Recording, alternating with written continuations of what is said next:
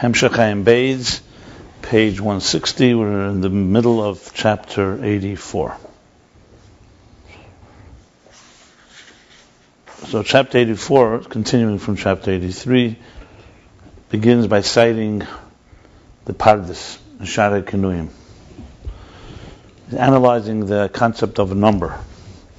So in chapter 83, the main focus was the Pardes in Shar Ches, Ayin Beis, the meaning of Sefirah, that Sefirah comes from the word misper. And there he explained that the meaning, the language of the Pardes, which was that Sefirah Shapirish Yesh Shapirish Mloshe Misper Ka Misper Mabali Agvul, because number signifies Gvul, finite structure. V'alfa Pisha Einam Bali Gvul, even though the spheres and atzilus are not per se finite entities, but relative to their root, they are finite, as he explains. What that means, finite in its revelation, that it reveals the power of the finite of the divine. So it's not finite as we define finite by real, substantial and concrete parameters. It's finite by revealing that which was there before. And be'erech pulosim eleinu, and in relation to their effect on us, as he explains that in atzilus, the spheres themselves are infinite. Chesed is ein seiflis pashtuse. It can extend infinitely because it's a divine power. All within atzilus. Right, but its real power is that it limits the flow from outside of atzilus. Similar to, let's say, the example given, like a hand that can write many different ways, but it limits the flow to certain. This is the way I'm going to right now express it. So from the perspective of the hand, or the perspective of the teacher who can teach an infinite amount of wisdom, he's concealing part of it. So within the teacher, it's still in a state of bligvul, you can say, relatively speaking, obviously. But from the perspective of the student, or perspective of the flow going out of the teacher to the student, not even the student yet, just the flow, it limits the flow.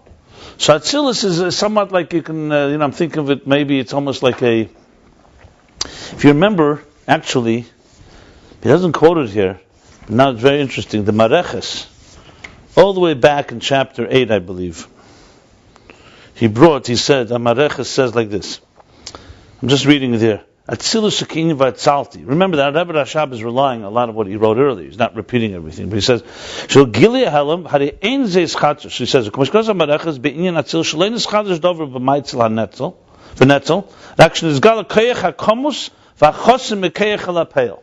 What is atzilus? Nothing new. It's not like a new entity. For example, like we spoke about a physical entity that doesn't feel its source. Atzilus is constantly aware and cognizant of its source, but it's the gilia koyach hakomus v'achosum b'koyach halapeil. It reveals the power that is concealed and sealed and locked and hidden within Elokus.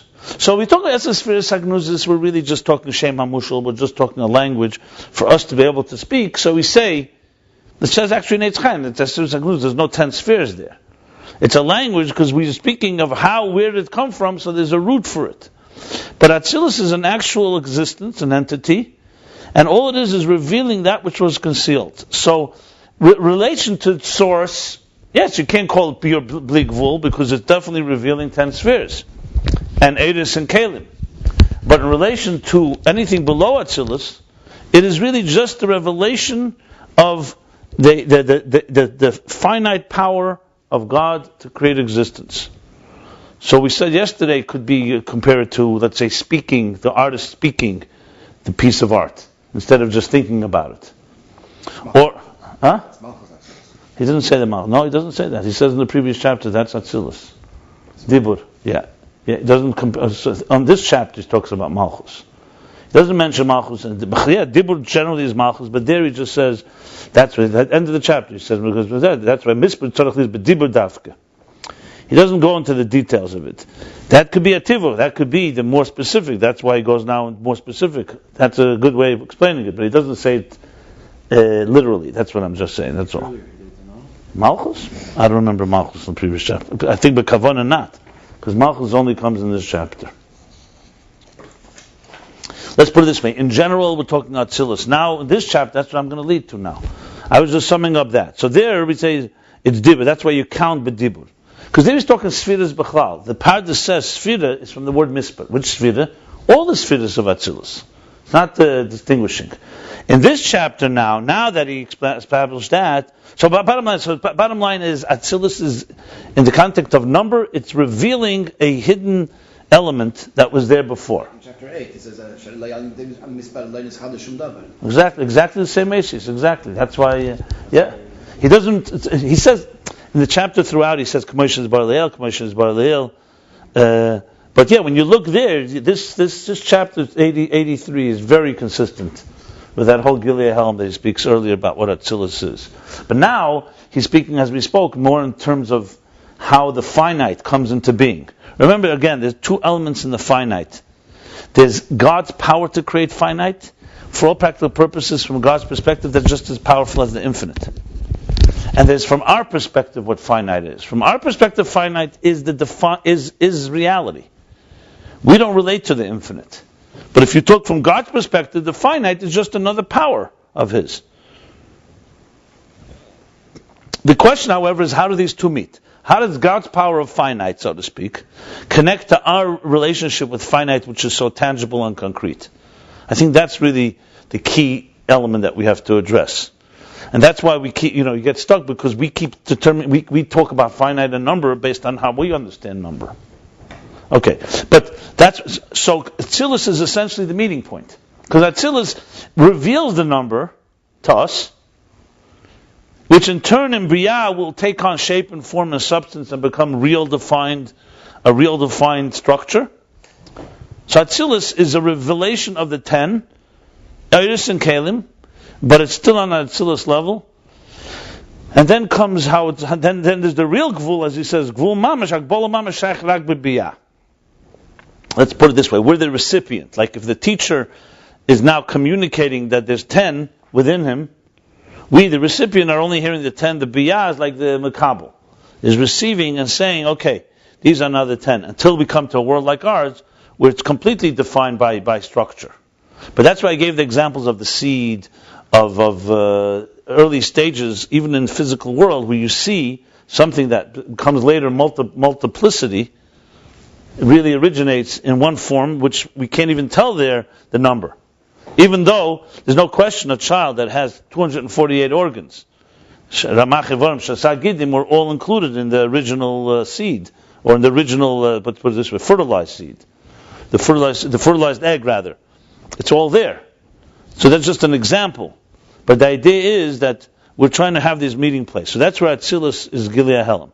Now in this chapter 84, he brings another part. This not talks about in general the Sefirah of atzilus. He says the number, in other words, more specifically, number is associated to malchus, which, as you pointed out, you could clearly say that what he said before, dibur, in general about atzilus, is obviously most manifest because malchus is dibur. He doesn't say it specifically. Maybe later he alludes to it.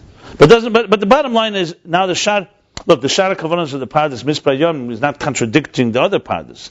Clearly, he's talking now. Everything is microcosm, macrocosm. Yeah, but he's specifically not mentioning malchus because the malchus is absolute. Here he's not talking about malchus. He's talking about the 10 spheres of atzilus. Sefirah comes from the word mispar. In this chapter, he starts saying now mispar hayomim. When you talk mispar hayomim, the meaning of mispar hayomim, this is malchus, and the words of the pardas, which are somewhat cryptic on their own, but al pichsidis you understand it.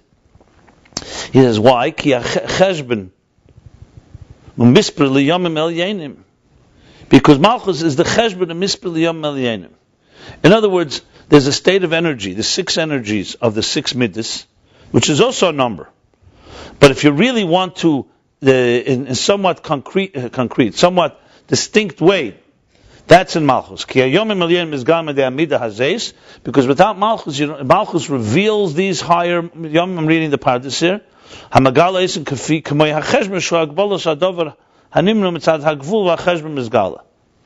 in other words, Malchus reveals that which is there in the 6 yomim, which is the 6 midas, like a cheshbon, like a total, when you add something up, the sum total is hagbolas hadavar hanimne. Defines the parameters of the thing that is being counted.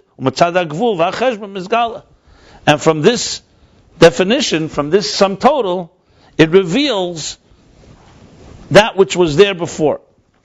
In other words, you could have a bunch of energy, but it's not measured. Malchus is so-called the measurer, if you wish, or the accountant, the one that adds it up. That is the revelation of all the spheres of the midas. And the Rebbe Rashab explains that this is what we said earlier. Sham misper is galus mahel. In other words, misper is nothing new. All it is being revealing that which was there before concealed. But there, before, it was not yet in a state of a number. And here, in Malchus, it becomes a actual defined number. So what does it mean? It's not Hagbolah, it's Chalkus. So of course, he's splitting the hair here to understand, as we said, Hagbolah is two elements in defined. One is Hagbolah, if you remember the word was Hagbolah Shebchinis is Galus Levad. Hagbolah means that it's only revealing that which was concealed, and then there's real Hagbolah. So we're talking clearly three levels. One level that's really bli gvul mamish, then we're talking about relative bli gvul, and then we're talking about real gvul. Or the other way around. You could talk gvul mamish, then there's gvul that's not really literal gvul, it's only there's galus, the revelation of gvul, which is the number. Okay. You gave the mashal of the seed. You gave the mashal of the seed. I gave the mashal. That was one mashal. I mean, it's my mashal. It's not exact mashal because it's all within the physical. But so I'm just reviewing the beginning of chapter 84. This is what Malchus called Mispar Hayom, the Yom Milyanim, which are also a number. There are 6, and they're the root of the 6th millennia, the 6,000 years. Nevertheless, they're still in a state that is called conceptual. They're still in a somewhat of a more abstract state. And in Malchus, that's where they become Hagbolah v'Chalkus, Shaydezeh hu b'chinas hagili. And that's how they become revealed. Through that revealed, Akein Sham Ikar HaMisper. In other words, he's connecting revelation with number. That's for sure, yeah. And with number. Number is basically the revelation of something that was there.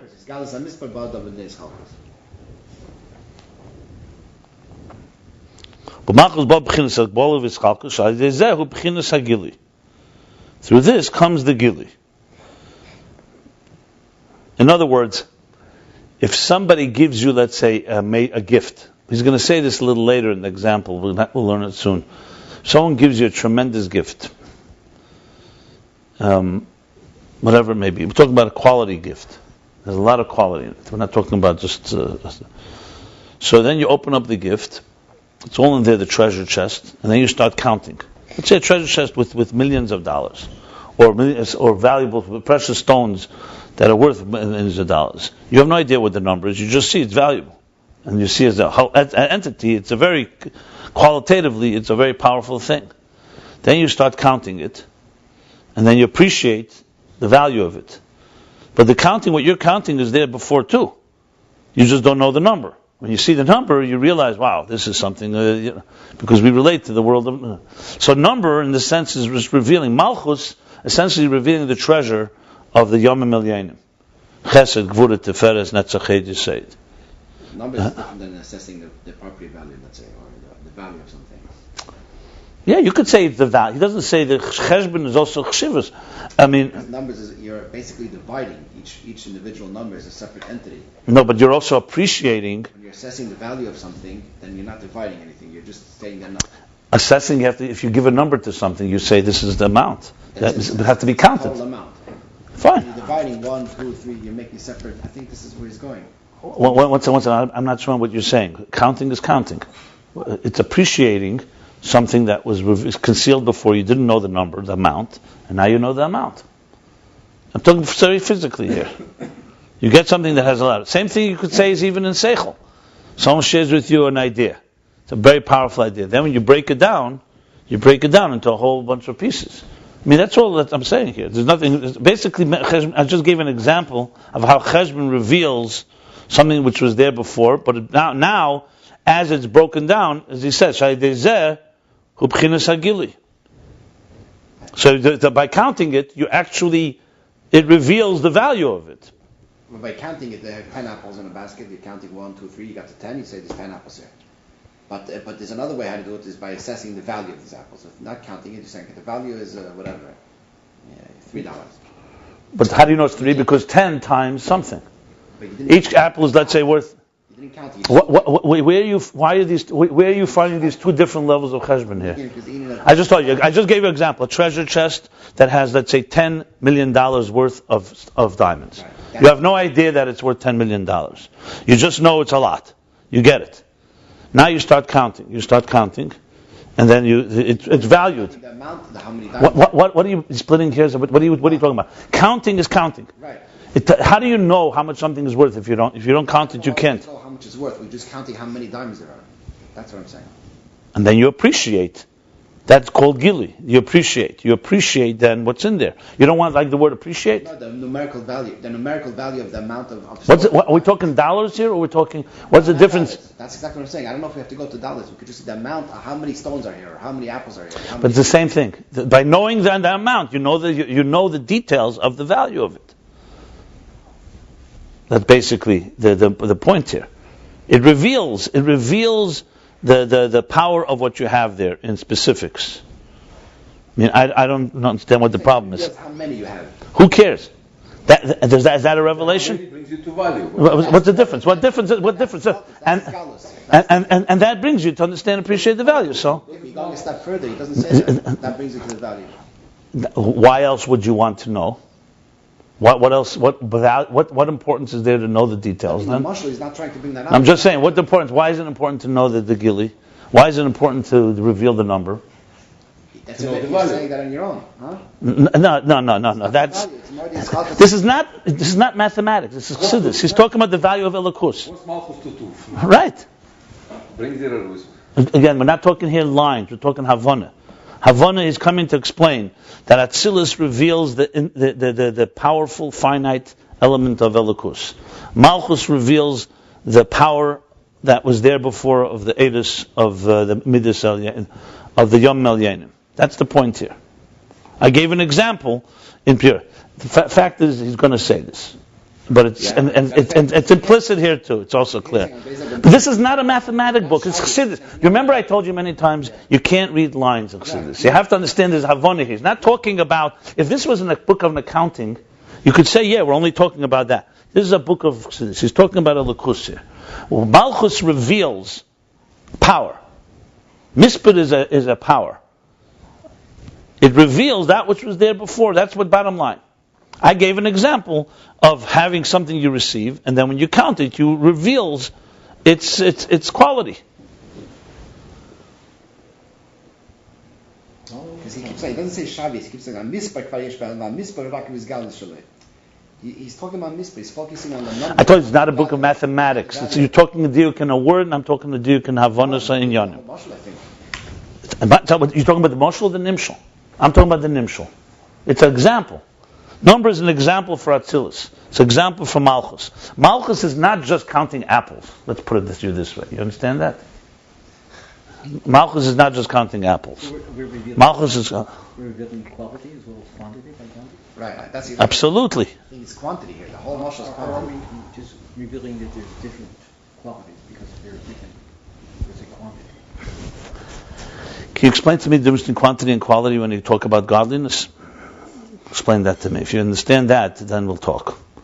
In apples, I keep telling you that we're not talking about the world of numbers. In apples, there's a difference between quantity and quality. In godliness, is there a difference between quantity and quality? It's going to be, by the way, he's going to be discussing this concept of quantity and quality. Huh? One second. Remember I said before, there's the kayach hagvul of ein safe. Is that quality or quantity? That's pure quality. It's God's quality. He has two qualities. One, the power to infinite, one power of finite. That's God. Now, In our world, we live in a world of quantity. We don't even know what quality is until now. Atzilus is a meeting place between a finite entity, a world like ours, with quantity, and a quality thing. That's why I said to you, there's a meeting place between the Keich HaGvul of Ein Sof, which is, as he explained in the last chapter, that's that. And then, so Atzilus is that. Now, so when you talk about a number, what does Atzilus do? It's revealing an element that was there before. If you're talking about the Hagbala of number, pure quantity, that's Biyah. That's what he said. That's Gvul Mamash. If you're talking about the quality of the quantity, so to speak, or the other way around, the power that's within the number, like he says, Hagbala B'chinas is Galus. That's revealing something which was there before, which is the divine power of the finite. That's the Sefirah Sagnuzus. Then that's what you're talking Atzilus. In Atzilus itself, that's Malchus. Malchus is revealing something which was there already before. That's why if you turn it into quantity, basically that's what you do in this world. No. You're taking the quality that was concealed and you're defining and saying, here's what the quality consists of. Chesed, Gvura, Tiferes, Netzach. Maybe he's going to get to that. Chayid, yesod. No, this is exactly what he's saying here. There's nothing more to say. I mean, this is not about apples and oranges. That's an example. This is about Malchus and the Sefirahs. I'm not sure what's missing. What's missing here? Because we're talking about the mispar. Mispar is quantity, not quality yet. Okay. In other words, he has... Okay, so you tell me the difference between mispar and biyah, mispar and atzilus, if it's not quality. Then what's the difference between the number? That's exactly what he's saying. Hagbala b'chinas is galus levad. Anyway, this is my understanding of it. You have a different understanding of Zunterheit. Fine, it's all right. It's interesting what you're saying, because he really has... as far as saying where the quality, he didn't seem to Maramis that at all. You're saying that comes out, that's implicit. Does he say the word kamos? Does he say the word quantity? Doesn't say quantity either. No, I just said to you. He doesn't word to use echos, doesn't use the word kamos. So Don't say his house, that's both. His house is both. And he says Hagbolish Abchinis is Galus Levad, keeps being the expression again and again. Galus is halkus is showing us that there were qualities. That's what we're saying. Not just the general quality of the power of limitation found by the Eibishter. That's one thing that's certainly revealed. That's certainly a quality that's revealed. What we're saying is that his halkus in mispar is also revealing individual qualities.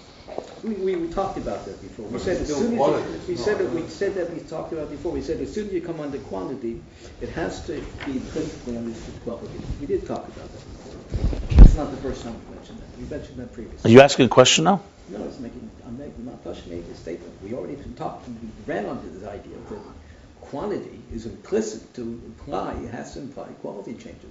Otherwise you don't have quantity. I mean, it's unavoidable. When you come in the topics, you have to have quality changes. No, let's talk English that I understand. This is all to me very cryptic. The English I understand is the following. Yeah. We live in a world where a table is not a chair. Is that what you mean by quantity? Define quantity. Is that what you mean by quantity? A table, a chair, an animal, the sky. In other words, the whole distinctions of all the entities of this world. Animal, kingdom, mineral, vegetable, man. And within each one, ultimate amount of... Is that by you quantity? To discern between two objects, there has to be a quality change. And I just asked you, is that what you mean by quantity? I'm answering your question by... It's a yes or no question. No, it certainly was not. I'm answering a question. The world, a space, time, life. You have to some difference. Have to be some quality difference in order to make a quantity. There has to be some change to make a quantity. It's not a fair conversation. I'm defining quantity as I just defined it. If you have a different definition, so tell me a different definition. I just told you. What's the definition? Quantity means that there are difference in qualities between objects, and therefore. One second. Is that quality or quantity? You just said quality. Quality is you only have quantity because something has difference in quality. Only thing is quantifiable. Why is that relevant? If you have 5 oranges, is that 5 different qualities or 5 different quantities? Yes. In space, 1, 2, 3, 4, 5. They can't be together. Otherwise, you have one. Okay. You definitely have quality changes. I mean, you really have. So you're saying quality and quantity is the same thing by you? The quality. No, I'm saying the question. The thing that I kept saying. Repeatedly. I'm asking. Is that what you're saying now? You have to have quality changes in order to come up to quantity. Why is that relevant to our discussion? I asked what quantity is, what quality. Let's distinguish. Are you saying they're the same or they're not the same? I'm telling you they're not the same. You're saying they're the same. I think that they're you can't separate them. No, and I tell you can't separate them. Absolutely. Why? How? Show me. That's the whole discussion here. In this world, quantity means distinct entities. People don't even talk about quality. Yes, okay, but Who cares about quality? Who says you have to even talk about quality? You could. how are you going to count? Unless you have different objects. You count because 1, 2, 3, 4, $5. Is there a difference between the value of $1 and another dollar? Ignored it. $5 single dollars. You ignored the difference. You don't ignore. There is no difference. It's five equal dollars. Spatially, one is here, one is here, one is Okay, here. One okay. is here. Let's do this another time because we're not talking the same language. We're not talking the same language. Pure quantity is 5 single dollars, where there's absolutely no difference between one and the next. Each dollar is basically the same, but each dollar has its own separate entity. What does that mean? That means quantity. That's the distinction of quantity.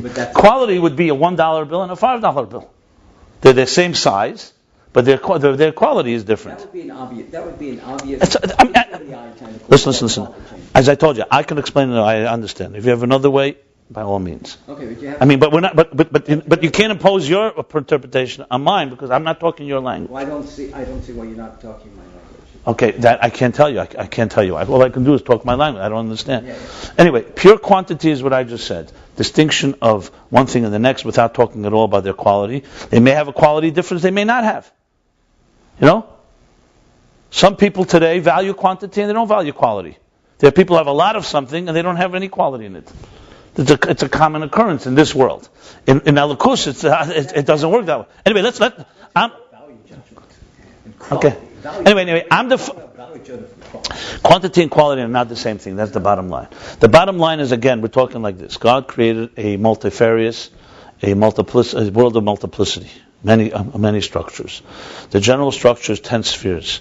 But 10 spheres, as we begin discussing, is the 10 spheres of divine spheres.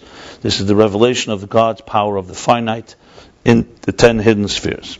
In Atzilus, that's where it manifests. Before Atzilus, you cannot count it. Atzilus tells you there's the 10. Now, that's not Gvul Mamish. Gvul Mamish is when it becomes substance and concrete, like in Biyah. In Atzilus, it's just a revelation, as he says. What is the Agbola? Hayin Agbola shebchinas is Galus Levad. What is the Agbola here? That is defining, it's revealing the power of the Gvul of Ein Sof. That's basically what he's saying. And then there's Gvul as we count it one by one by one by one. That's why it's Misper. Now he's going further and saying within Atzilus itself, the Midas are relatively speaking not Hagbol of his Chalkus, like he says. Like he said, Zman. Seder Zmanim, more the idea, it's more conceptual time, the same thing, conceptual space, conceptual structure. And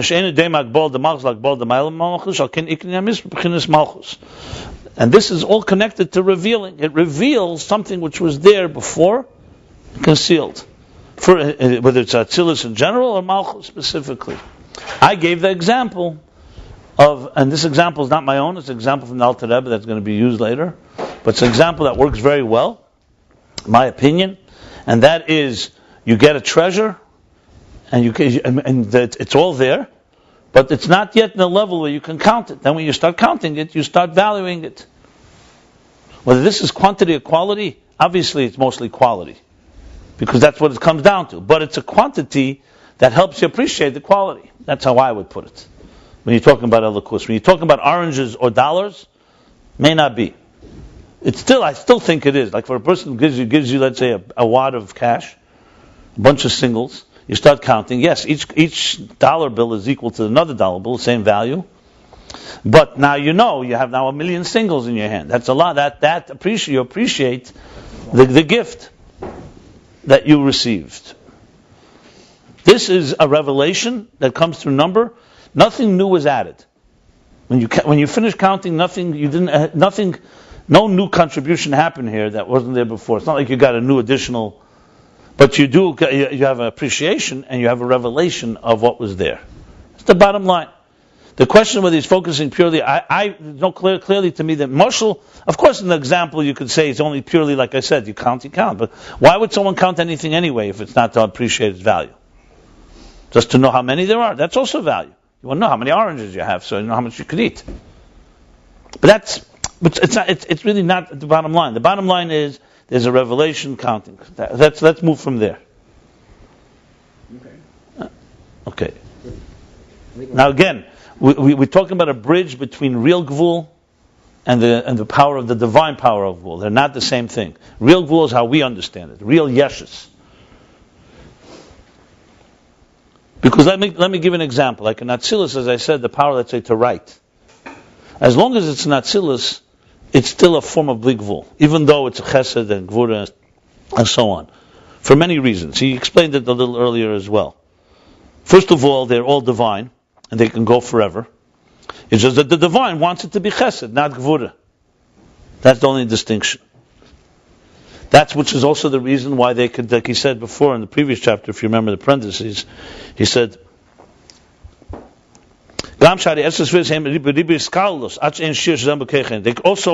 are all the way interconnective. There's chesed and gvura and chesed. Chesed could change into gvura. Remember we discussed because all the spheres have with them, because in their root they all come from one place. And so it's on both sides. The energy on one hand has in it both chesed and gvura, but on the other hand, before it comes into kelim, they're interchangeable. All this demonstrates a certain lack of structure.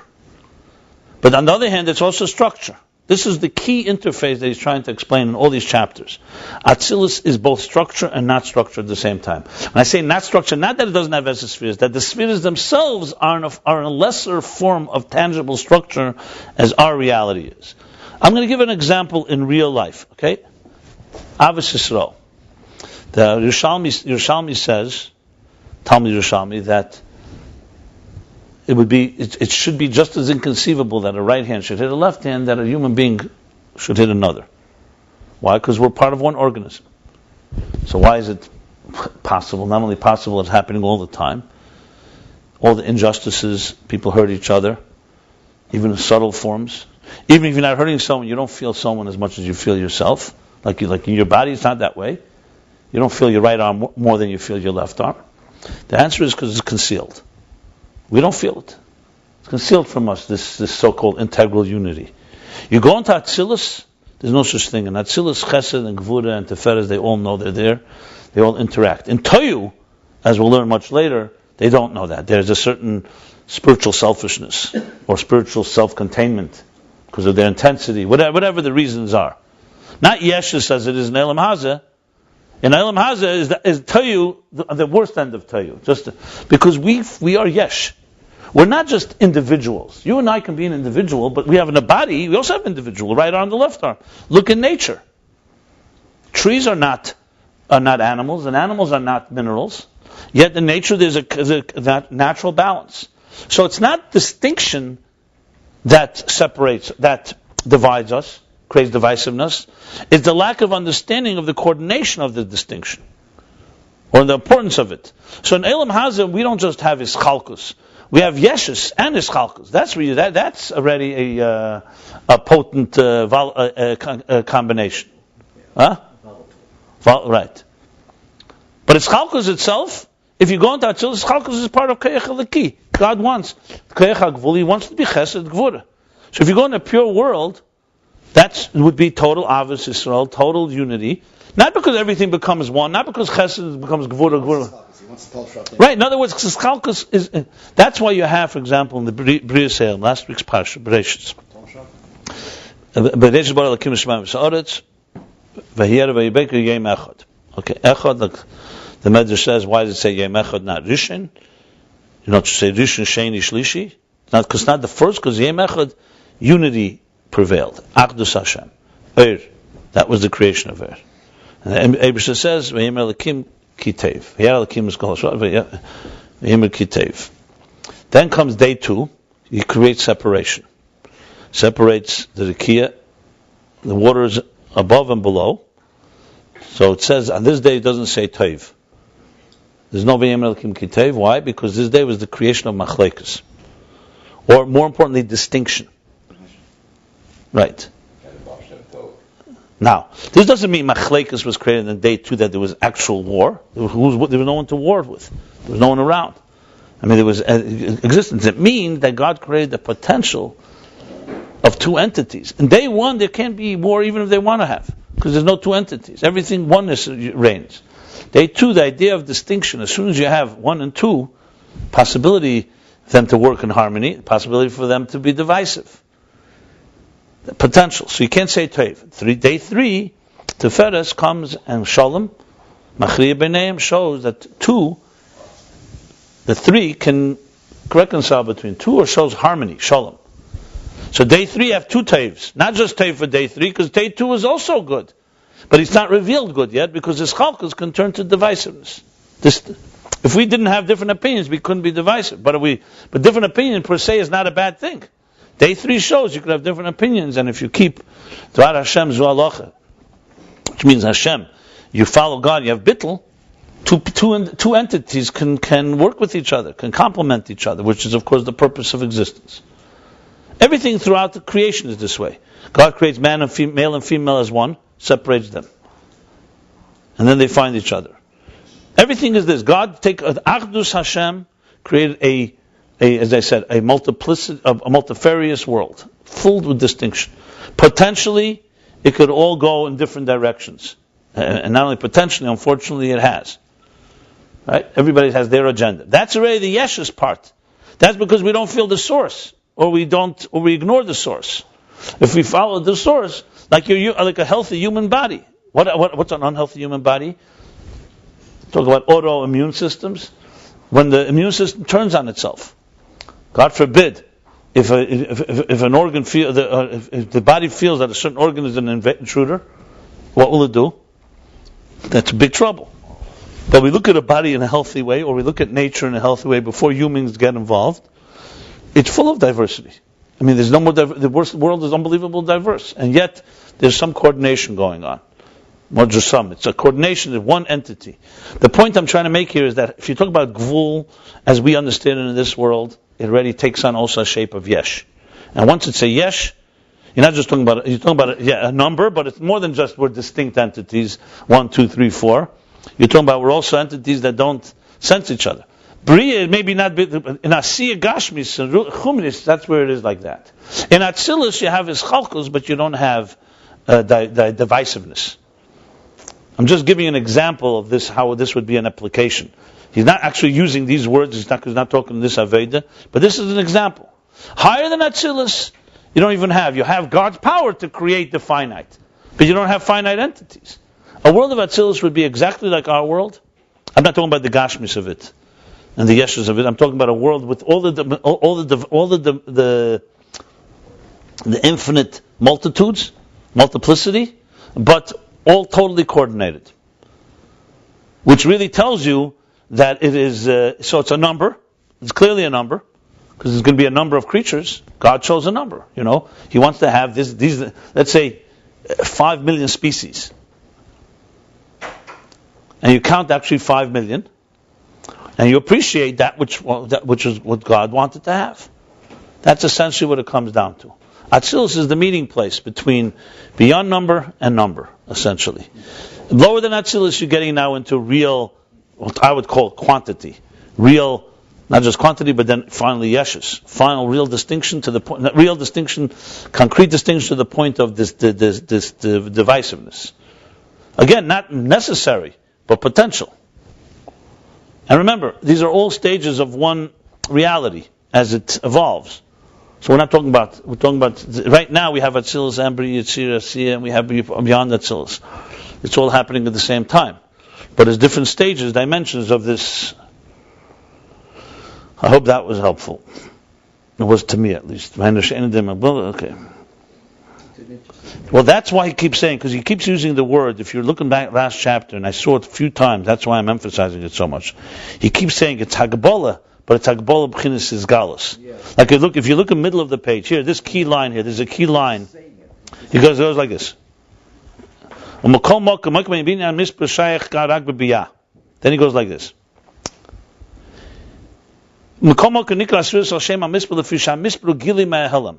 Im kein gam hagbol hi rak b'chinas is galus l'vad, lo b'chinas is chachos l'vad. The beriyah hagbol b'chinas is chachos. Then b'chinas mitzias yesh mamish.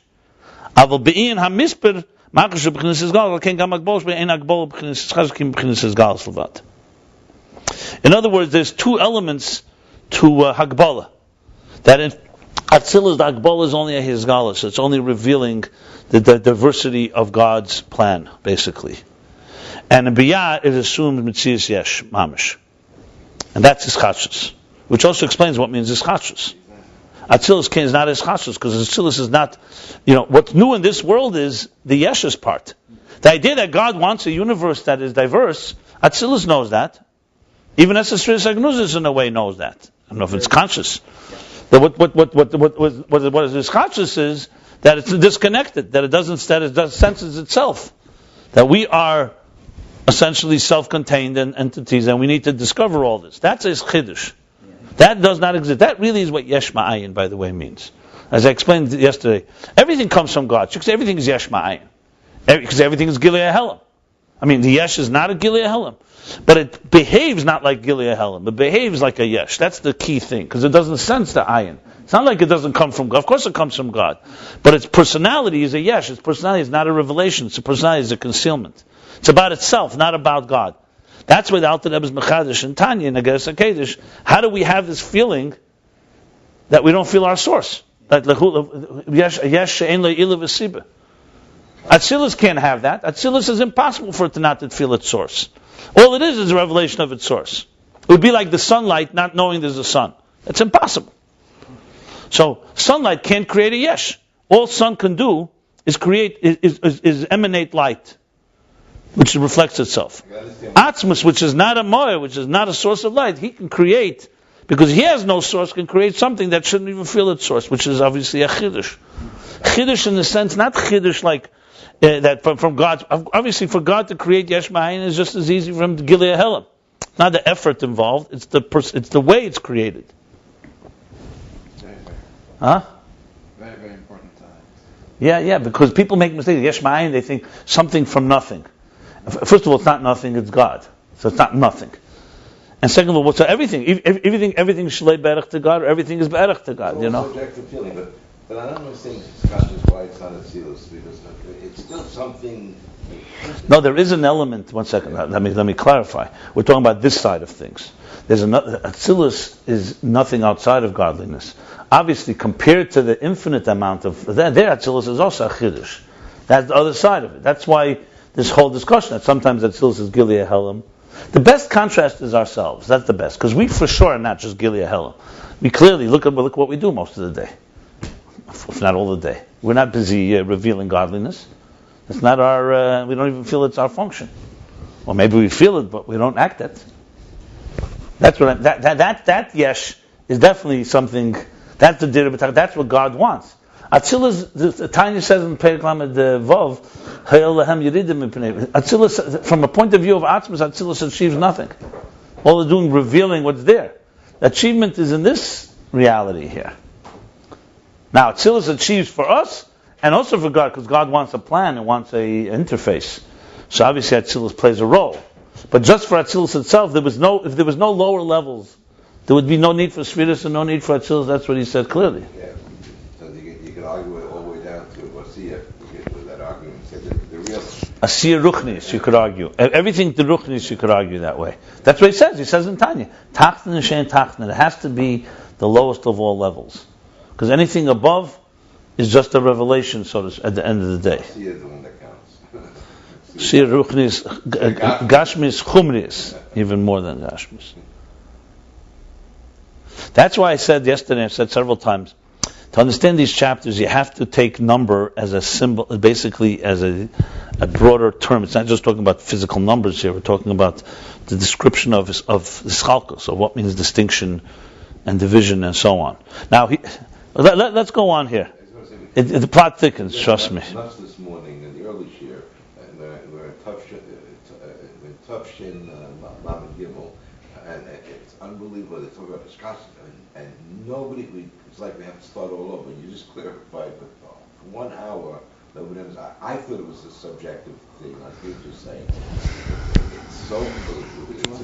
In the second line, Tufshin. No, nobody understood what? It's like we went from square one. We didn't understand anything we were talking about just now. Oh, we just clarified. And I said, we should only go to Simon. So bring it back to them tomorrow. You heard it here, so go ahead. I don't know well enough to give it over. Please trust me. But, You only connect with them once in a while to clarify these things. By all means, if they ask me, I'm more than happy to. You drop that Sundays there. If I could be of help, I'll be happy to be of help. I've never declined. Okay. Now he's going to explain this further. V'yuven's at the bottom of page 160. V'yuven's al pi ma shekoseh b'siddur b'pirah Zecher Rav Tuvcho. Yabiyu.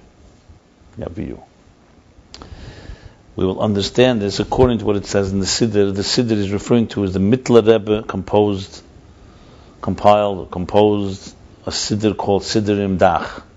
This Tfilis B'chol Hashana, this book. And that is essentially, if he writes in the introduction of Mittler Rebbe, that is a memorim he heard from the Alter Rebbe various years, and he just gathered them. Now, sometimes the Alter Rebbe actually took weeks and weeks, like certain years, the Alter Rebbe actually explained Siddur, different tefillas, Shabbos after Shabbos.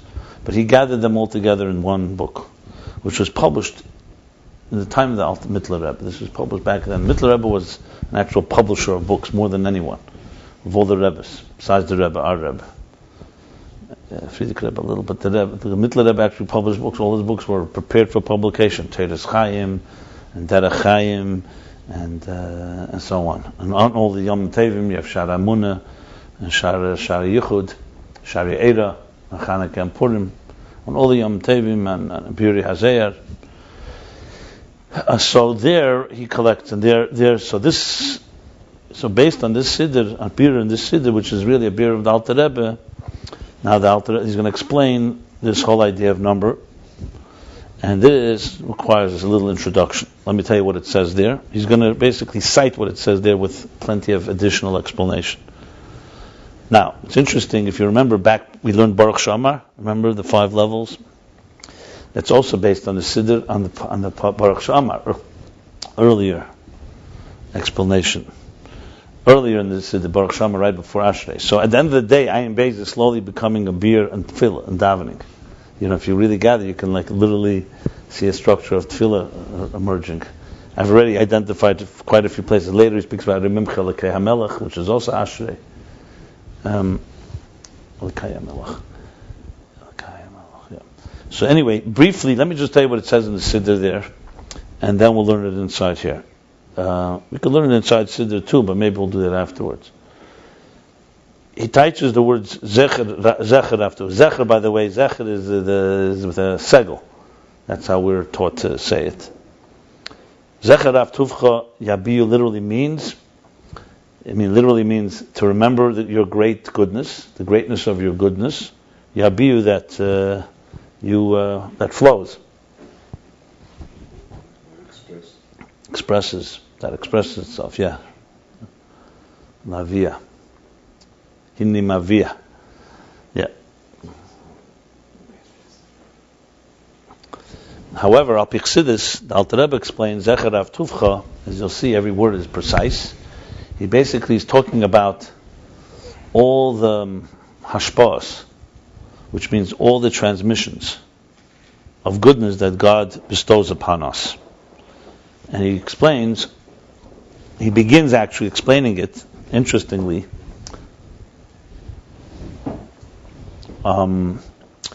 with something about Eir Ein Sof, a long introduction about Eir Ein Sof, which also interesting was not cited earlier. If you remember, we spoke about why Eir is called Ein Sof, not Shel Ein Sof, for 2 reasons. You can't say. He said because Atzmus, because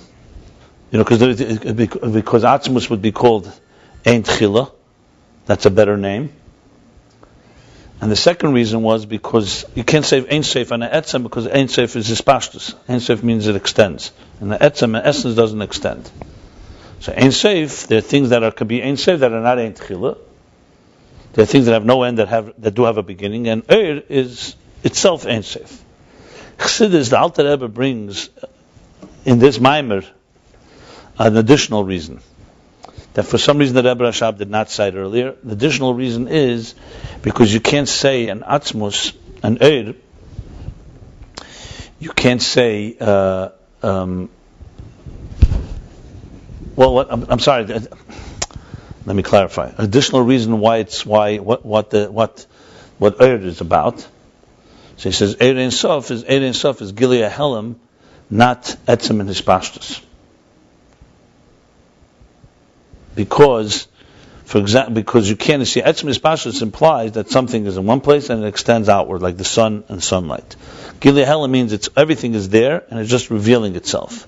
So Eir is a revelation of that which was there, in a way like we're speaking about Gilia Helam here in a higher level. Why am I saying it? Because this is a long introduction there in Siddur, and then he goes into Zecher Rav Tuvcho Yabiu. What does he say basically? That this flow of energy, this teiv of Eir Ein Sof, that reveals God's goodness, has in it Rav, many, many levels. And that's the key thing that's relevant here, Rav, the many levels of goodness. Because Rav is a number. It means many. And this is what he's going to focus on a lot. He's going to speak about this Rav Tuvcho, first of all, 4 levels of Hamshacha, which is 4 tzimtzumim, Yud Kei Vav Kei, Zecher Rav Tuvcho. And then he's going to explain what the word Zecher means. Zecher means to remember, right? Zecher Rav Tuvcho, to remember. But Zecher is going to explain, it means that we can't count. We can't appreciate directly the Rav Tuvcho, so we only have a number of it. So that's a Zecher, is like as a curtain, which is a reminder by giving us a number. So you have a number that by counting you appreciate what the Rav Tuvcho is. Like I said before, with the number of counting treasure. That's what he's going to explain. And then he's going to go into explaining that this Rav, what this number is about. How this number is appreciated by us, how it's appreciated from above. You'll see it from every direction he's going to talk about. It just implies numbers. It's not the number itself. It's an example, yeah. Rav Tuvcho means... It's not itself a number, I mean... Well, here we're talking about the number of 10 spheres. He's using this to explain 10 spheres. But Zecher Rav Tuvcho per se, no. Rav Tuvcho doesn't say no, right? It just means much. Rav means a lot. That's what it means. An abundance of goodness. I'm only giving you an outline. The next 2 chapters, 3 chapters, are all based on this Siddur. And it's quite complicated. But by looking at the Siddur and grounding it a bit, it becomes a little easier to understand. Because it's hard to learn this without seeing the source in the Siddur. Not only the Siddur, I looked it up, that this Zecher Rav Tuvcho is actually from the Maimorim of the Atzeret, one of the few. There's a whole reshimu from the Frierdiker Rebbe about this. That was said, that this is a Maimer said by the Rebbe many times. All the way beginning in Tov Kuf, I think the Mems maybe even, Tov Kuf Nun for sure.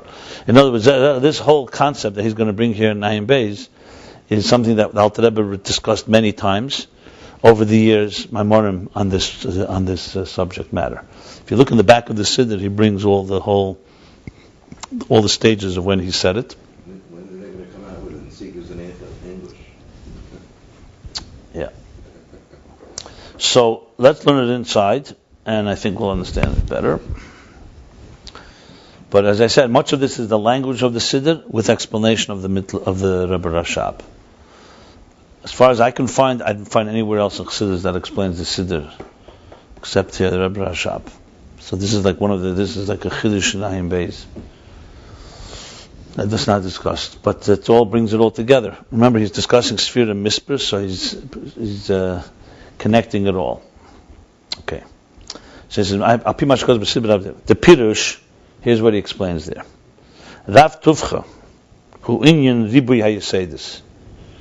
Rav Tuvcho means the abundance of good. Teiv is yesod. Ribuy yesodos literally means a multitude of foundations. But yesodos here is more than just foundation. Yesod is the middle of yesod. Netzachid yesod, the 9th of the 10 spheres. Yesod is ribuy yesodos. Yesod literally means foundation. Yesod also means connection, bonding, skashrus. So he says the teiv ubchinis yesod.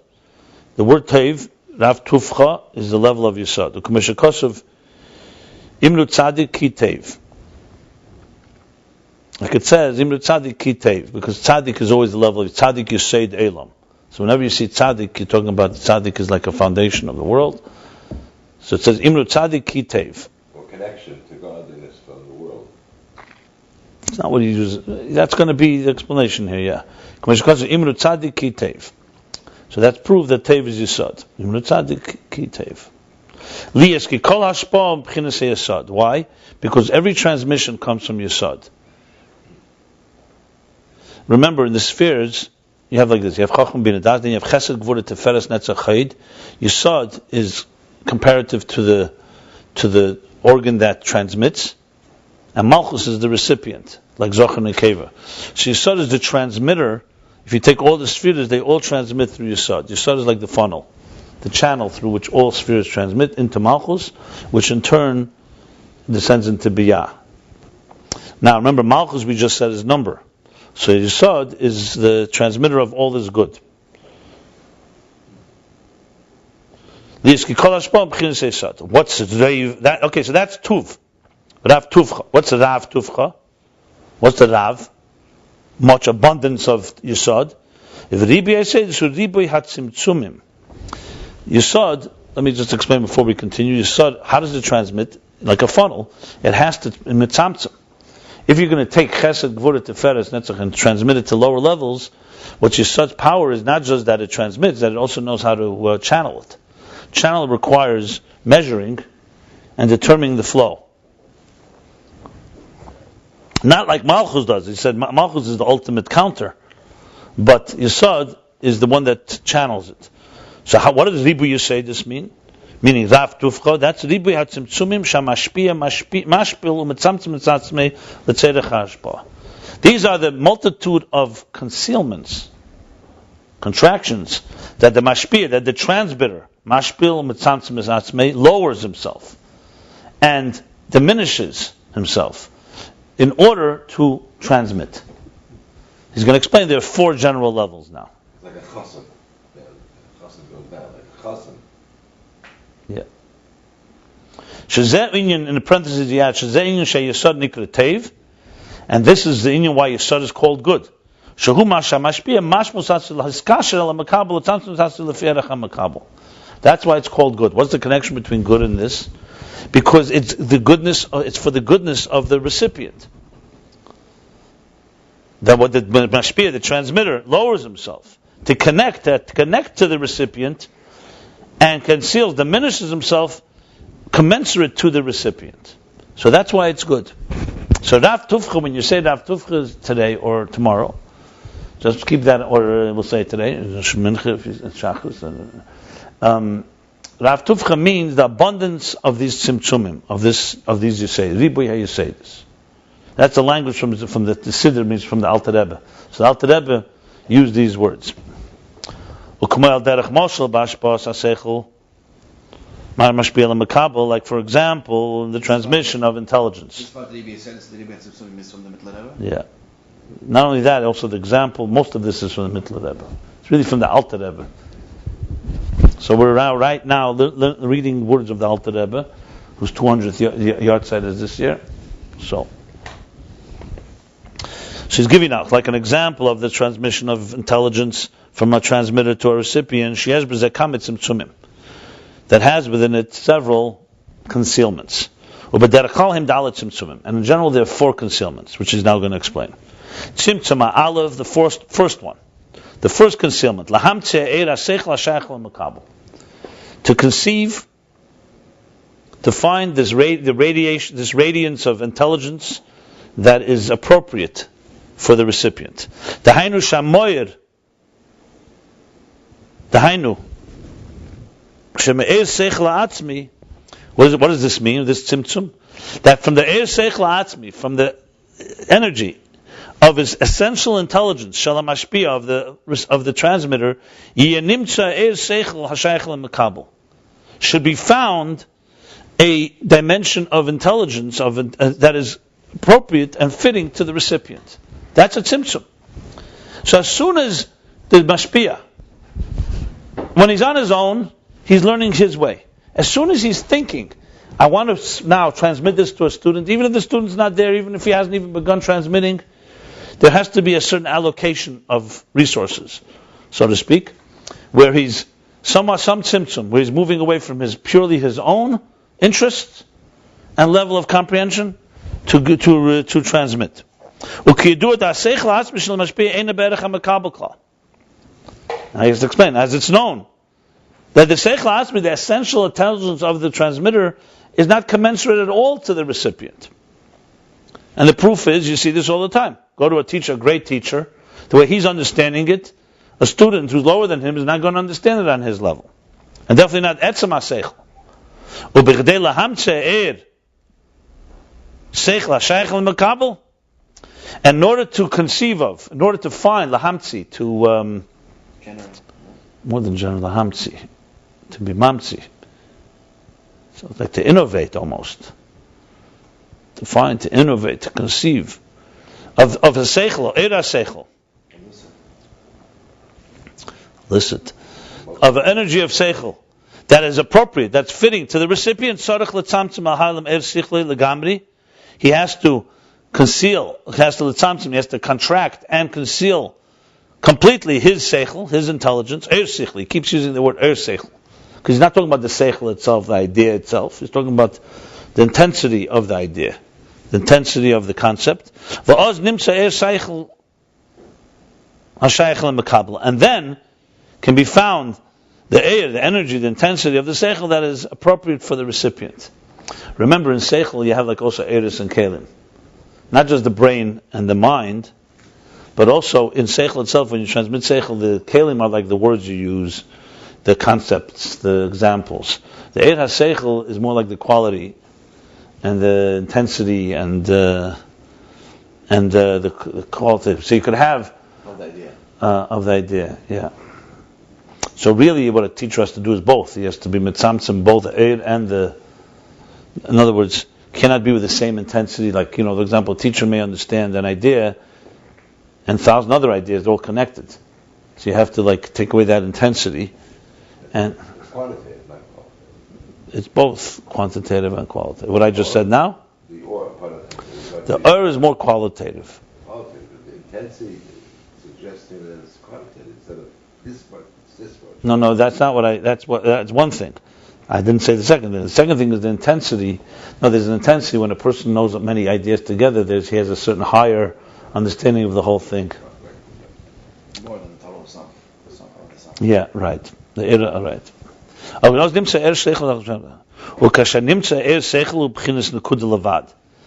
this seichel for the student, for the recipient, emerges, it's an akudah levad. It's only a point. She'ef shel hashpiya kach el makabel, and that he cannot transmit to the recipient. Now that he's so-called removed or concealed his own understanding of it, and has now allocated or reserved, and is going to apply it, it's an akudah. For him, it's an akudah. It's a point. From his whole big seichel, he's taken one point. 1 second. Let's read. V'lo yiyeh Shum gili adayin al makabel. This is now going to the second tzimtzum. This is like a yud. Yeah, right. The yud that remains from the whole. It's like the yud before the kav, before the vav. You strip away everything left with there. Well, in this case, hey, 1 second. Yeah. For lo yizeh shum gili adayin al makabel. This point is not. From this will be no revelation yet to the recipient. Ki im tzarich lefaret hapratim sheben nekuda. He has to now go and dissect the details within this point. And he has to conceive of ideas with which he could manifest these advarim, the concept, the points of the concept, in a way, in the way that this should be understood to the recipient. So the first tzimtzum is simply moving away from his own, concealing his own understanding, and preparing this nukud. V'harizet tzimtzum beis, and this is now the second tzimtzum. Shanakuda ba b'ribi protim. He takes the nukuda, this point, and it comes in many details. The be'emes misalam b'za'ir, and as it comes into these details, in truth, the energy and the light of the seichel is really being concealed, as it's known. So, even though you'd think from the perspective of the recipient, breaking down the details seems to be revelation, in truth it's more concealment. because it's a second concealment. The first concealment is the concealment of the etzem, the essential understanding of the mashpia. This becomes a nekuda. Now he puts away one nekuda. This is going to be now taught to the student, but he has to break it down. But this breaking down for the student is really more concealment. Yeah, I think we had it before. Ukaneda. Yeah, we had it because, in a way, if the student can go back to the nekuda without the details, he gets closer to the concept. It's like the nekuda satamtsis. So, for example, let's say the teacher begins to teach, says, I'm going to teach now the concept of, let's say, numbers. Okay? And he begins with a nekuda. Then he begins to detail it out. These details are further from the source. But if you go back to the nekuda, the headline, so you take the details back to the headline, then you take it back, you can get back to the etzem haseichel. It's a process that basically begins with a very wide place, gets to a nekuda, the nekuda now is broken into words and details that the recipient can receive. That's tzimtzum beis. The kol zeh hu gabi hamashpia atzmei. And all this, meaning these two stages, is all in relation to the mashpia himself, to the transmitter himself. And afterwards, and afterwards, when he has to reveal and transmit it to the recipient, in this too there are two tzimtzumim. So the first two tzimtzumim are within the mashpia, basically the yud and the hey in the mashpia. The yud is tzimtzum aleph. He takes all his ideas, it's a yud and a kuda. He then takes the hey, is all in the mashpia. A hey is a wide, expansive, and expands it into details. And then comes the transmission to the recipient, which in here there's also two more tzimtzumim.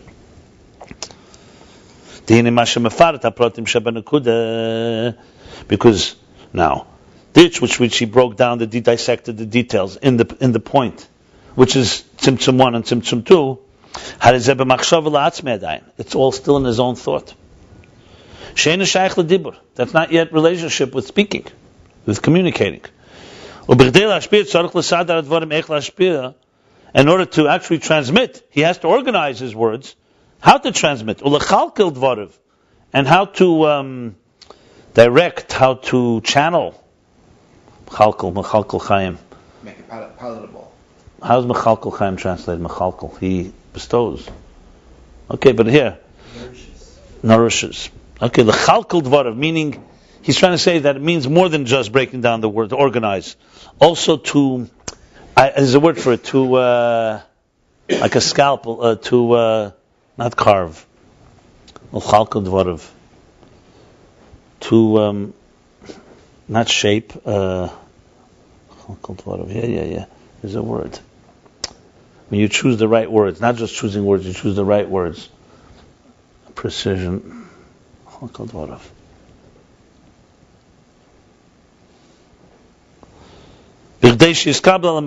order for it to be received by the recipient. Something like carve. Carve. But no, it's not bestow here. L'chalkel dvarav means it's taking l'chalkel dvarav.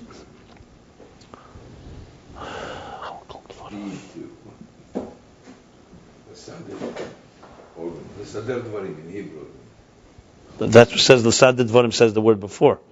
The Chalkel Dvarim is a little more. The Sadr is to organize his words. The Chalkel would mean to. I'm trying to find when a writer finds the precise words. The Chalkel Dvarim. Sustains. Okay. No. It's sustaining because when you feed, for example, different people, you have to feed them according to what they. It's like Elam Mishpatim, Shatosim Lefneim, Simab Lefneim. It's not allocated. L'chalka, there's a word. It's almost like what a surgeon does with a scalpel. It's like it's a precision. It's a word precision. Shezeu gamkin tzimtzum legabe k'meshacheshav inyan la'atzmei. Which this too is a tzimtzum compared to how he thinks of the idea to himself. So now it's third tzimtzum. The third tzimtzum is that when he's actually transmitting, he has to transmit with the particular words, and to direct it and maybe fashion the words. I don't know, but the top of the vav, it's fine, maybe. Like you think, so it's a tzimtzum compared to how he thinks to himself, even the details of the second tzimtzum. That is b'chinas dibur shebamachshava hashayach ledibur. So those are tzimtzum that shpoya with pale? That's what he's saying. I know, but pale, but it's definitely, he says, this was. Calling it dibur because now he's talking. Okay, let's go back. He said, that was in the mashpia atzmei. This is the process of being megala to the makabel. I don't know if it's actually being megala or is a step before. But he's calling this now is not machshava. He's calling this now dibur sheba machshava. That's right before you talk. Yeah. Hashayach ledibur. Meaning this is the speech within thought that is already thought has it relates to speech. So machshava la'atzmei, when you're thinking your own, you have the nekuda, the point. You break it down into details. You haven't yet found the precise words that you're going to speak to the student. This third tzimtzum is the precise words. I think I was using fashion, by the way. That was the word I was looking for.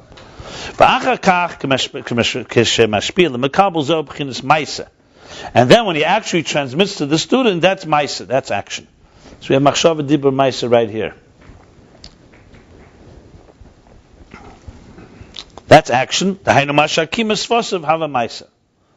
is what akimas vasav hava maaseh, because the movement of your lips is considered like action. Akimas vasav.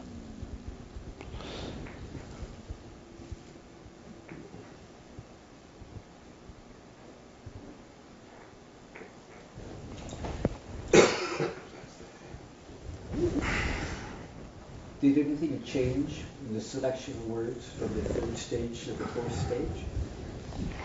Not necessarily. Yeah. But there has to be a fourth tzimtzum. Let's see. Let's continue. Let's see what he says. Gam beis am tzimtzum shebizgal sasechel hu mashemegal etchila hasechel b'chlolos. He's explaining these two tzimtzum now in a different way. It looks like. Gam beis am tzimtzum shebizgal sasechel. Also, these two tzimtzum, as the seichel intelligence is revealed, is what he reveals first the general idea, and then afterwards he breaks it down and explains them the details.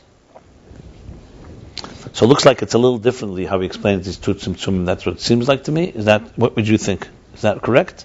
Gam beizat tzimtzumim. I have to look it up in the Siddur again. This gam sounds to me like a little differently. Sounds like he's replacing the last two with another option too. Yeah. So the language is a little. Yeah,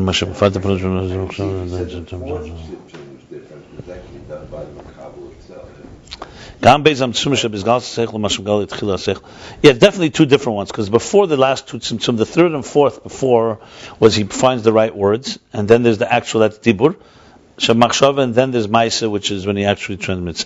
Here he's going lower, that even in the revelation of this to the student, there's also two levels. One is he gives it to him in general, and then he breaks it into details. It seems like there's 5 tzimtzum. He says 4. Where's the 5th? Where's the 5th? Maybe you could. The last two, what he just says, another way of explaining the last two. He explains the last two in two different ways. V'chein hu l'mayla. This is the mashal. The last one, not the last two. Last two. Gam beis ha tzimtzumim. Yeah, but akimas vasav. Gam beis ha tzimtzumim. You see gam beis? Yeah. Okay. I'm not positive, but it looks like to me he explains the last two differently. I'll look it up in the Siddur to see how he explains it there. But let's move on for now. V'chein hu l'mayla. This is all an example. V'chein hu l'mayla, the same thing as above. All this is a moshel.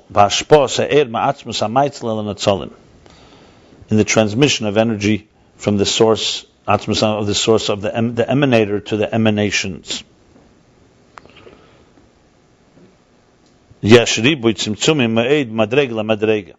That in this transmission or emission, this transmission, there is a multitude of tzimtzumim, of concealments, from level to level.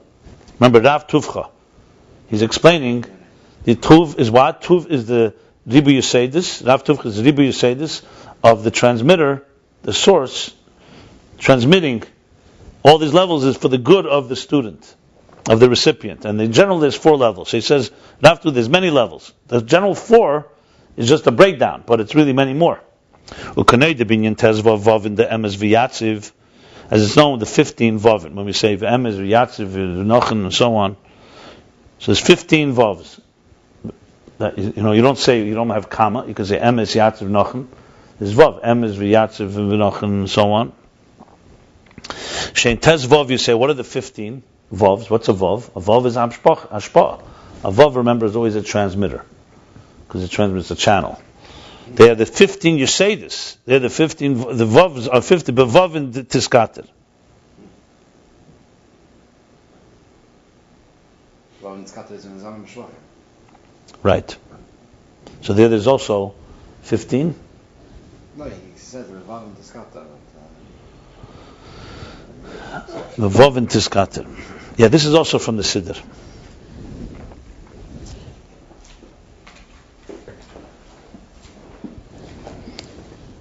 V'gam k'mesham elef alofim v'ribur vavos pamim hatevis, and also what it says, elef alofim.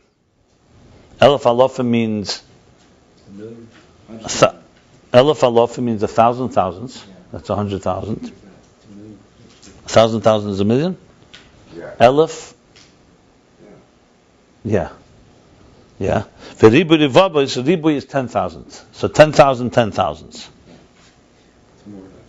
Huh? That's more. Well, 10,000 is 100,000. 10,000. Yeah, 2 more zeros, 100 million. Huh? Yeah, 2 more zeros, it comes 100 million. So that's all. So elef alofim is 1 million. Elef 1,000 thousands. Elef alofim, it's basically millions. Million, yeah. Because elef alofim, and the Rebbe Revavis is 10,000 10,000s is billions. What's it say? 100 million. 100 millions.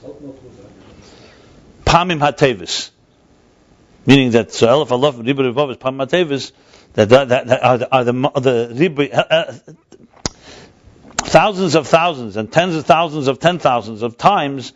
Pamim hatevis are pamim hatevis are his good is that many times. So I'm sorry, I missed. What was the tiskata?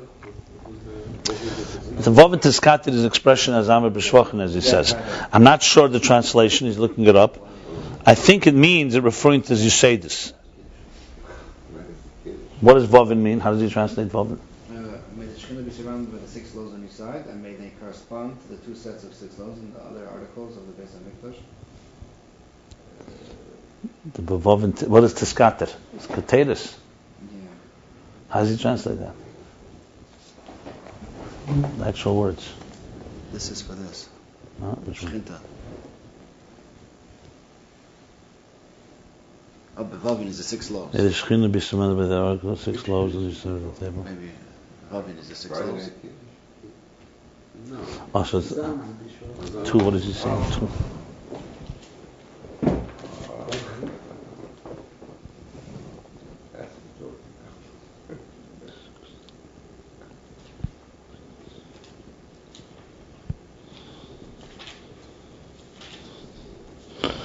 Okay, it's vavin. The bottom line, it's vavs. I have to look up vavin tiskata what it means. There must be in Chassidus and Kabbalah. But yeah, but definitely say hamshach. That's can't say Zecher. Hamshach. Okay, 1 second. And there's also elef alaf v'ribur vavos pamim hatevis. That many times, tens and tens of thousands, thousands and thousands of thousands times thousands, and 10,000 times 10,000 times are your good. Millions, 100 million. Basically, shehin riboy tzimtzumim. All these numbers are the riboy tzimtzumim, are the multitude of concealments b'hashpolos v'hamshachos ha'er, in the descent and the transmission of the energy. Ubederech klal hin dalet tzimtzumim, the dalet esis Havaya. And in general, there are 4 tzimtzumim, 4 concealments, the 4 letters of Havaya. As it's known that the letters of Havaya, which is the name of Hashem, the tetragrammaton, so the letters themselves signify Havaz v'amshachas ha'er. They carry and they transmit The energy through these four tzimtzumim. So let's say, think of it like I've given the example of a beam of light, of a projector, just white light. You put the yud, the hey, vav, hey, so it transmits the light in a particular fashion. So the yud, hey, the shape and the actual shape of the letters is actually a carrier of the way transmission happens. So yud ke vav ke is shaped in these four stages that he described before in the mashal. And what are they? Like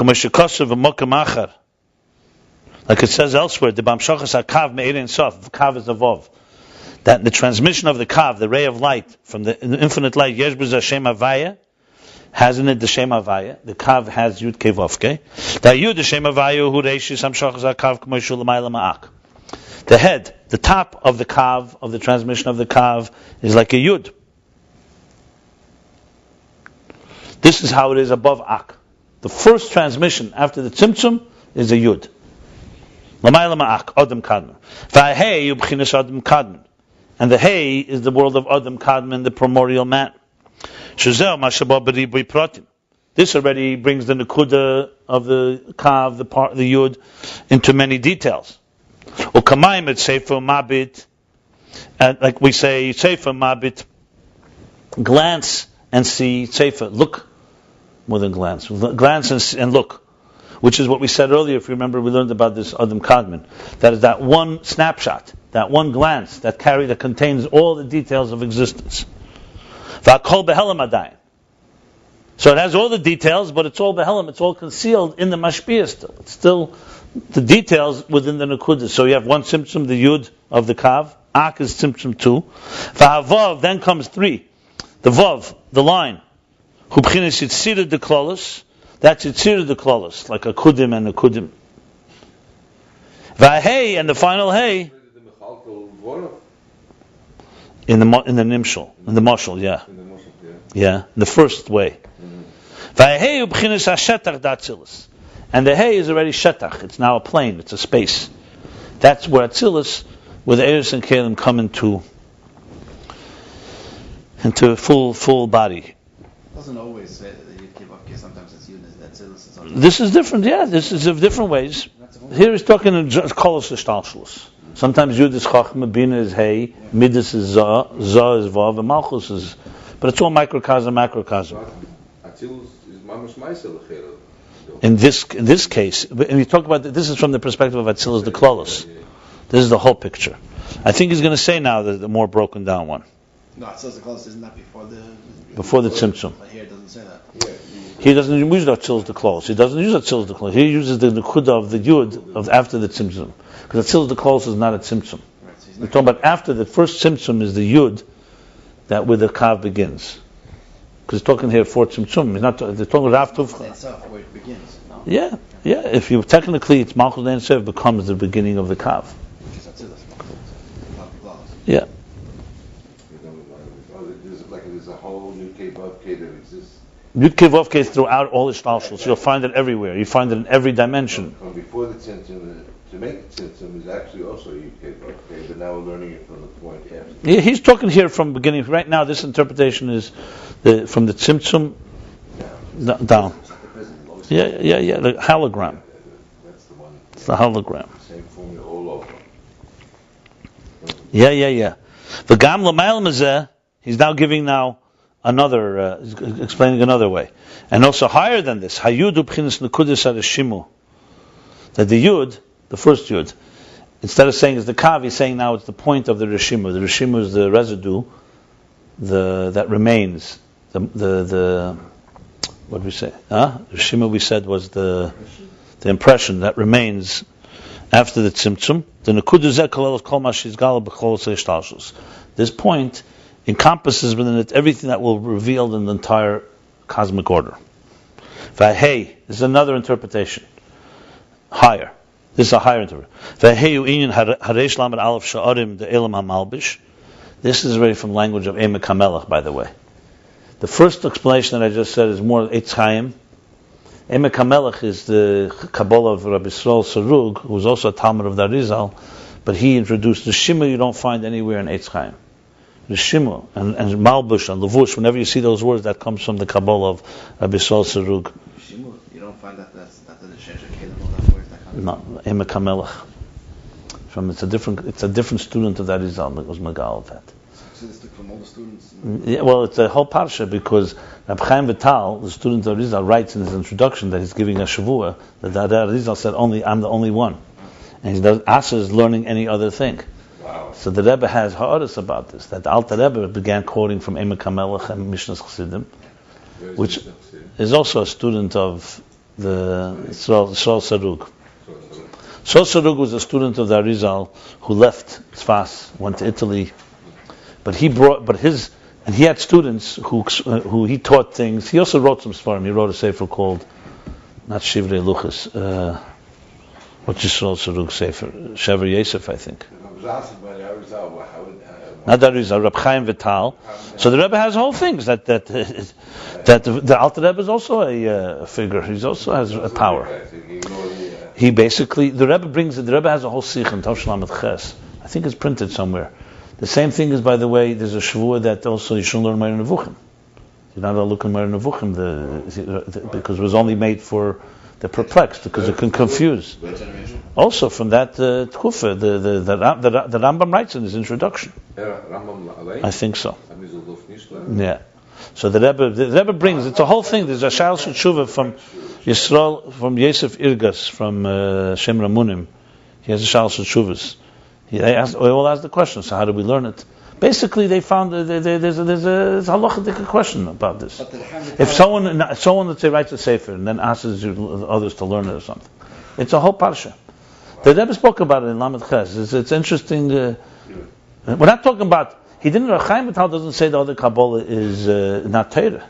He just says he was the one that transmitted. We're not talking now learning Chachmus Chitzenim, Swan Chitminim, or Sifrei Chitzenim. Somebody else is the one who's answering himself.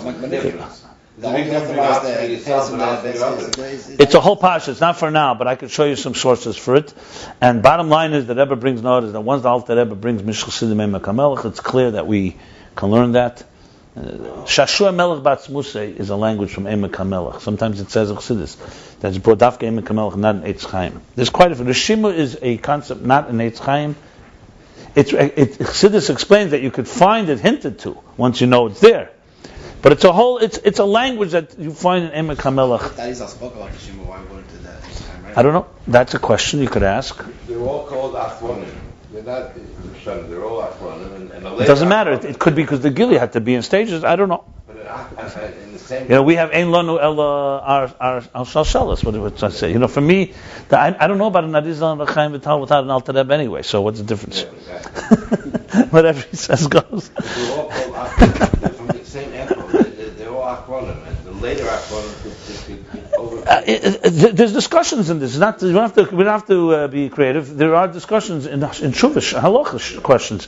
The Rebbe spoke about the Rambam and the Rachav, all in one shot. It was Lamed Ches. I remember vividly. I think after Pesach around.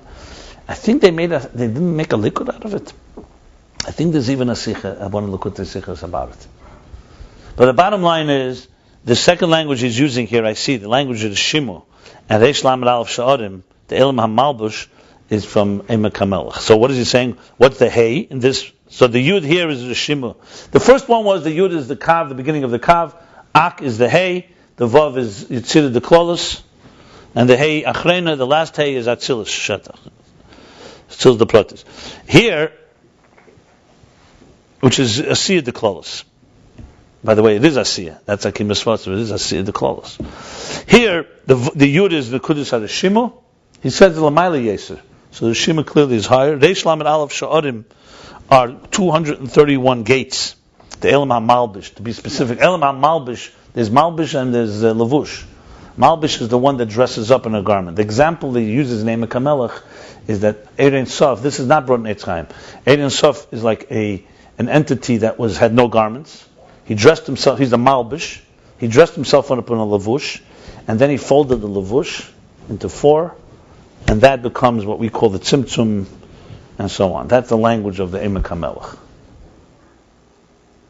Reish Lamed Aleph Sha'orim, so that's the Hey, all these gates, it's an expansive. Va'avav is galas hakav she'achra tzimtzum hamalbish, and the kavav is now, the vav now is the revelation of the kav. So before we said the kav, the kav began with a yud. Now the kav is the third level. Is the revelation of the kav that comes after the tzimtzum malbish. The tzimtzum malbish means the concealment of the one that was dressed up. V'hu inyan deishis hakav shelamayla mak. And that's the beginning of the kav that's higher than ak. So in this second interpretation, level 1 before is now level 3. V'hei hu b'chinas ak. And the final hay is ak, according to this. Yeah. It makes sense. Is there one word you just said, hologram? Yeah, absolutely. It's definitely that way. You'll find it everywhere. There's Havaya even on our face. Yeah. Yud Ke Vav Ke is also on our face. Is it? The eye is like a Yud, the nose is Vav. The eye, one second, Yud Vav. The mouth is the last hay I know. Yud Ke. I forgot what the first Yud is. Yud. The eye is the Yud. I'm almost sure the Yud. No, maybe the eyes are the hay. The ears or something. Maybe the ears are the hay, and the eye is the Yud. The nose is the Vav, and the mouth is the hay. So it's a Yud Ke Vav Ke. Yeah. And then the body is like that. I mean, it's everywhere you're going to find this. This is everywhere. Yud Ke Vav Ke is a general way. It actually makes it beautiful. Also, the science is this way. You have the same principles that apply in many levels. Look, everything is zeros and ones in computer language. Zeros and ones are like gulim and kav, circles and lines. It's everywhere you're going to find. Remember, yud is always at tzimtzum, concentrated. A hey is always an expansion. Vav is in the transmission. Tell me something in life that doesn't have those. You need those three things. And then the final hey is the recipient receiving it. That's generally the picture. He's spilling out which levels he's talking about here. So the final hey is done by the recipient. Here he explained it his way. I don't want to go different. There are other ways that it's explained. Here he basically explained the 4 in the mashal. The last 2 a little differently. Maybe that's why the last 2 a little differently are yeah. I can understand the last one. I can't understand the third one. Okay, so this is not in the makabel. This is all the mashpia and the process of ashpa. All the mashpia. And the process of ashpa. Okay. He's not talking about purely the recipient. Sometimes the final hay is the recipient receiving the idea. Here he's not talking about that. Here he's talking about the final step is the process, the maaseh of the teacher, or the details that he breaks it down. Because remember, we're talking about Rav Tuvcho, the God's goodness. All these levels have to be God's transmission. We're not talking about receiving now. You can't say that on the Kabbalah anytime. That's going to destroy the hologram. The kolzeh, okay. The kolzeh hu tzimtzumim be'efen hamshachas ha'er. And all this are the concealments and the way that energy is transmitted. It's all Rav Tuvcho is explaining here. And commensurate according to the intensity. Here, Ribui and Gedel. Ribui means many, multitudes of Gedel, ha'er, and the greatness of the energy, magnitude of the energy. Fundamentally, Kain Hema Riba Tzimtzumim. In other words, now he's saying that the tzimtzumim, remember we said before that all this is tuv, goodness. It's not concealment in a negative way, it's concealment in order for good. So he says, according to the greatness and the magnitude of the essential energy, so too are the multitude of the concealments. The kol sha'er gadol v'nayla b'yesod, because the higher and greater the energy is,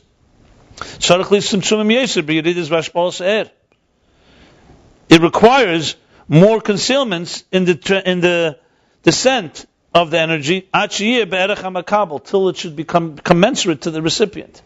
So you understand? The tzimtzumim, the higher the energy, the more tzimtzum it needs. No, because the student has to have a tzimtzum to receive it. So if it's not such a great energy, you don't need a tzimtzum. You don't need such a tzimtzum. In other words, basically all this is demonstrated. That's what he's saying. That's why it's a Rav Tuvcho. Why doesn't it say Rav Gvureischa? It should say not Rav Tuvcho. It should say Rav Gvureischa. How great is your power? Like you say, Hein Gvureisav. Because this is all the power to conceal. So he's saying no, it's the power to reveal. So basically, it's because of the greatness. That means the abundance of your goodness. Which means because of the transmission and the emission of the energy from the emanator, yesh b'zaribu yesodos, has many yesodos. We said yesodos tev, achiyeh be'efshel lehiskabel, till it should become possible to receive. Okay, so that's Rav Tuvcho. This whole explanation is Rav Tuvcho for tzimtzum in general, and it's all expression of Tuvcho. Other places explain sometimes that the power to conceal requires more good because you need to innovate. You need more power to conceal than to reveal. But here he's saying that because the higher the revelation, the more tzimtzum it requires. Ach mashakos of Zecher Rav Tuvcho. And now, however, what it says Zecher Rav Tuvcho. What's Zecher? Rav Tuvcho. Why do you need the Zecher? Zecher means like it's only a glimpse, a memory, a Zecher, a sign. Which means only a reflection and only a small diminished amount of this abundance of good. Why? Because the malachim de beriyah, because the angels of beriyah, yetzirah, and asiyah, it's impossible for them, not possible for them to receive this abundance of good. And the transmission from the infinite light of the emanator. Even after it comes down with all the concealments of these yesodos, like he said, all these foundations, all these gradations. Only a reflection alone, only a reflection alone can they receive what's transmitted to them from the level of malchus. And this is what it says afterwards in Ashrei. Tzidkoscha yiranenu, and your virtues, your justice, your goodness, your generosity, yiranenu, I will praise. I will sing about Bechinas Tzedek. Tzedek is justice. Malchus Kadisha. The level of tzedek, malchus kadisha. The level of tzedek is the level of malchus, the holy malchus. That's the proof that this is just a order. That's why it says zecher, because the malachim, the lower levels. What does it prove? What does it give us that he brings this? Yeah, it's also from Siddur. And seeing of your righteousness. What? Yeah, no, right. He's using right self as righteousness, as good. Yeah, not as justice here, not gevura. Is it talking about the malachim? Asher Yeshu V'Secha is really talking about us. No, doesn't it say Asher Yeshu V'Secha that they listen to? Asher Yeshu V'Secha is the beloved are the ones that sit in your home. Is that talking about malachim? Anyway, the thing is like this. In the next chapter, he's going to start speaking about Zecher as it refers to us. I have to look it up, but I think what he's trying to say is Zecher Rav Tuvcho. Let me see it a second. They will express right there. No, I understand. I just want to see the language. But in the Mammon Shabbos. No, because it says Asher Om Shekochale. That's the nation. Till David Adam Michal Kemal Choshem Chol Yemur. Choshem Chol Avor Choshem Chol Avor Chol Yemur Choshem Chol God Lashem Hu Ein Taseh.